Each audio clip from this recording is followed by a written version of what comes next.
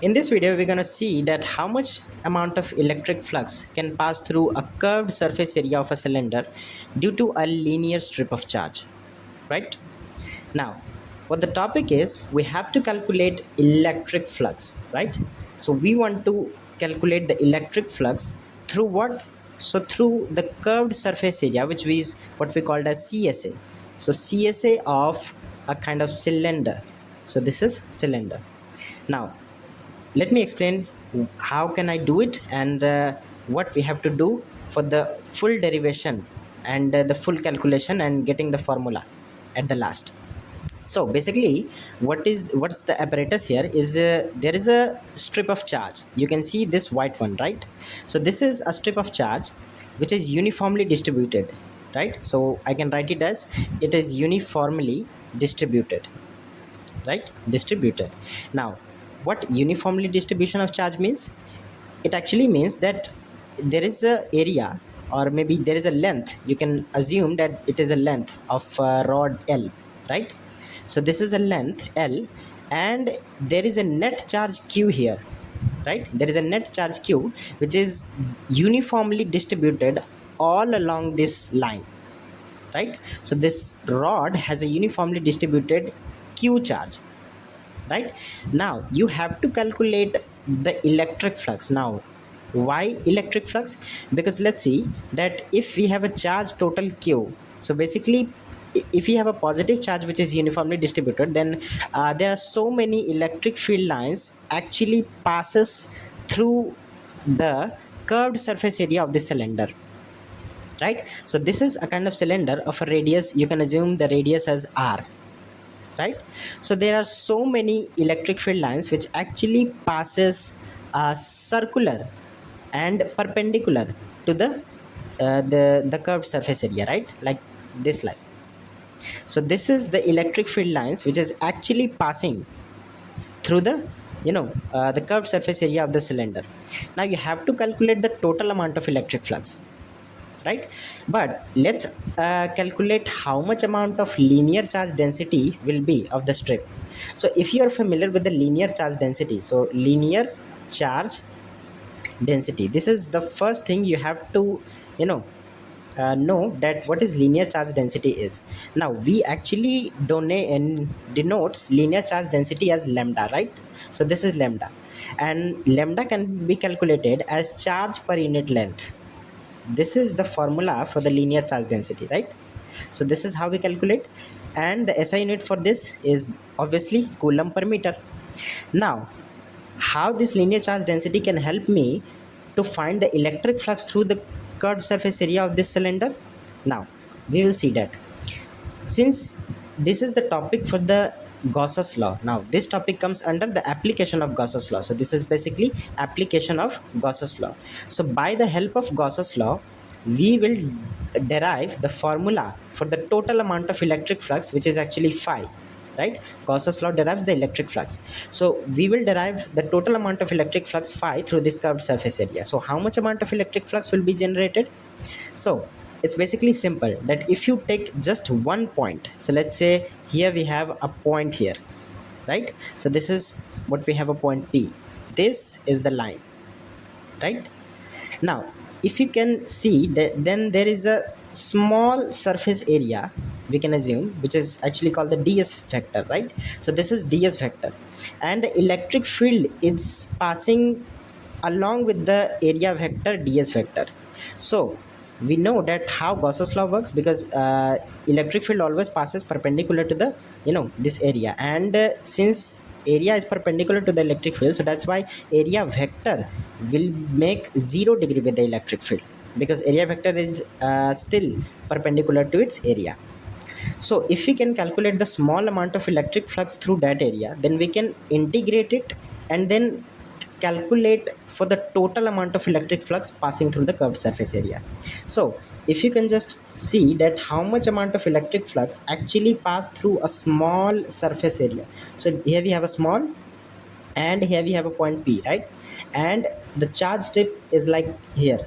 So this is kind of charge strip, and positive, positive, positive, right? And let's say there is a charge Q. So whatever the amount of electric field passing through this area, right? So this is the amount of electric field, and the area vector is already along with the ds, already along with the electric field. So ds vector is always parallel, actually parallel to the electric field, so we have to make it parallel first. So this is the parallel area vector. So if we can calculate the small amount of electric flux, right, so that would be basically d phi. So this is the small flux, we have to write it like this is small flux, this is d phi and small flux, right? So d phi would be equal to how much amount? So that would be E into ds, right? It is E into ds, which is actually the dot product. And now if you can just see that whenever we take a dot product of something, we actually take the cos angle of between these two components. So that's why we have E ds cos theta. Now what would be the value of cos theta? So theta is actually 0 degree. Why? Because this is the angle between electric field and the area vector, and since they are parallel to each other, here electric field is just parallel to the ds vector, so that's why angle would be 0 degree, right? In the Gauss's law we have studied that whenever there is something parallel to each other, the angle between these two vectors would be 0 degree. So that's why we have to put the 0 degree between these, so cos 0, and then we know that the value of cos 0 is 1. So the value of d phi would be E into ds. So this is the small amount of electric flux actually passes through the the curved surface area, the small curved surface area. And this is actually not a plane area, this is actually a cylindrical, so that's why it is a curved, right? Now we have to integrate for all the curved surface area of this big cylinder. Now first you have to consider that whatever the small amount of electric flux here is will only pass through this curved surface area, not with the circular base or circular upper this one. So if you consider this one, right, this area electric, or you can consider this one, so the electric field will just passes parallel to this area. So there is a charge step here, and the electric field actually passes in right direction and in the left direction, right?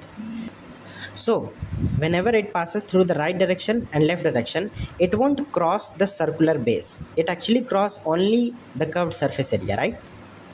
So whenever we take the electric flux, we won't calculate the circular base, the flux through the circular base, or the flux through the upper base, because it is basically the area vector is downwards and the angle between them is basically 90 degree.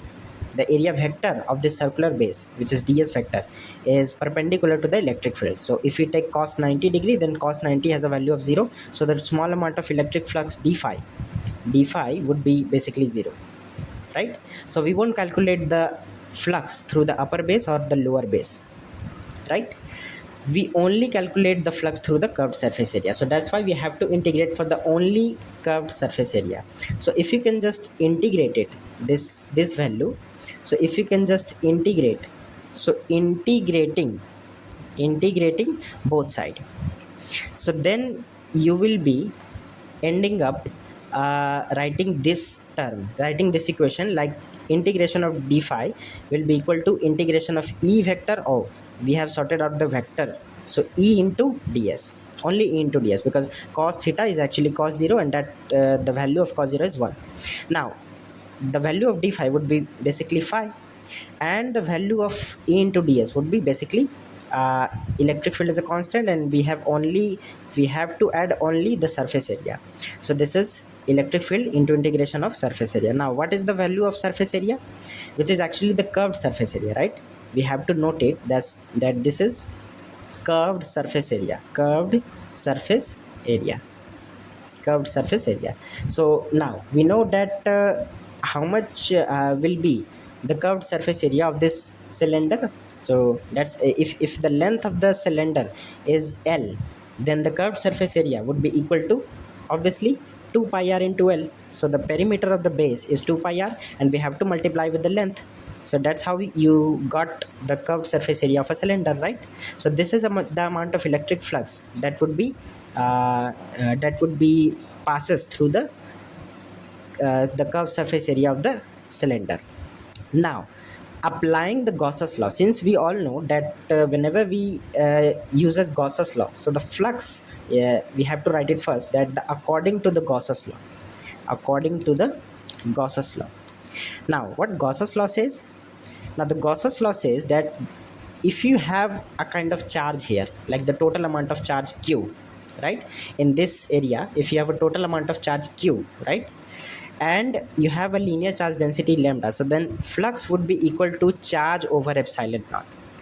This is the expression of Gauss's law, right? But if we put not the charge as small q but as a large q, so this is the charge times epsilon naught. Now what is the value of epsilon naught? It is actually the absolute permittivity. Now since we have the total amount of charge inside this cylinder q, so this is the total amount of charge here, the total charge is q, and we have the linear charge density lambda, which is actually equal to the charge times length.